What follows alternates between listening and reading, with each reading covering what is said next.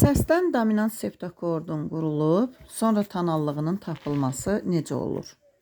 Məsələn, biz bilirik ki, bundan ötəri biz onun ton tərkibini yaxşı bilməliyik. Biz dedik ki, dominant septakord böyük tersiya, kiçik tersiya intervalından yaranır. Məsələn, R səsindən qururam. R səsindən böyük tersiya qurmaq üçün fa diyez deyirəm. Yəni ton tərkibini düzgün verməliyik. Re fa diyez, sonra kiçik tersiya verirəm. La, la'dan yenə kiçik tersiya, do. Burada bunun tonallığının tapılmasının iki dənə qaydası var. Kim hansı qaydanı götürsə, istəsə götürər. Deməli, ya bunun ikinci pilləsini yarım ton yuxarı aparırıq. Dominant septakordu tapmaq üçün daha bu qayda. İkinci pillənin yarım ton diatonik şəkildə yuxarı aparanda nə olur? Sol major olurmu? G-dur. Ya da onsuz da burada biz fa diyezdən başqa bir işarə görmədiksə, deməli nə bilməliyik? Bilməliyik ki, bu sol majorun işarəsidir da, ya da bu qayda ilə götürə bilərsiniz.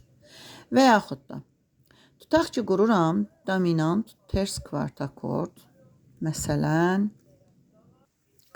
qurum re bemol səsindən. Yox, si bemol səsindən. Baxın, si bemol. Dominant ters kvart akordda ton tərkibi nə idi? Kiçik tersiya, böyük sekunda, böyük tersiyaydı mı?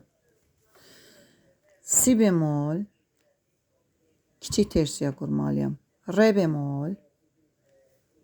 Re bemoldan sonra mən böyük sekunda verməliyəm. Mi bemol. Mi bemoldan da sonra böyük tersiya verəndə nə olur? Sol. Eləmi?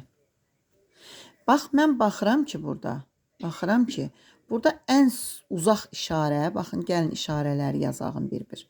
Si bemol, mi bemol, la bemol, re bemol, sol bemol, do bemol, fa bemol, eləmi?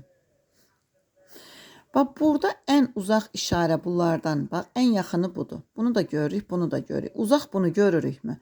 Bax, bu işarə hansı qammanın sonuncu işarəsi ola bilir? Görürsünüz, ən uzağı budur.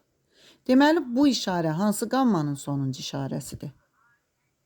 La bemol majorun. Deməli, biz bunu tapırıq nədir? La bemol. Hə, və yaxud da bu birisi qayda ilə də eləyə bilərsiniz. Sonuncu səsi yarım ton yuxarı aparanda da diatonik yenə la bemol major eləyəcəkdir. Belə də tapmaq olur. Uzaq işarə hansıdırsa, bax, o işarə hansı qammanın sonuncu işarəsi ola bilər deyə düşünürük. Və yaxud da sonuncu səsi yarım ton yuxarı apardıqda da hansı tonallıqda olduğunu tapırıq.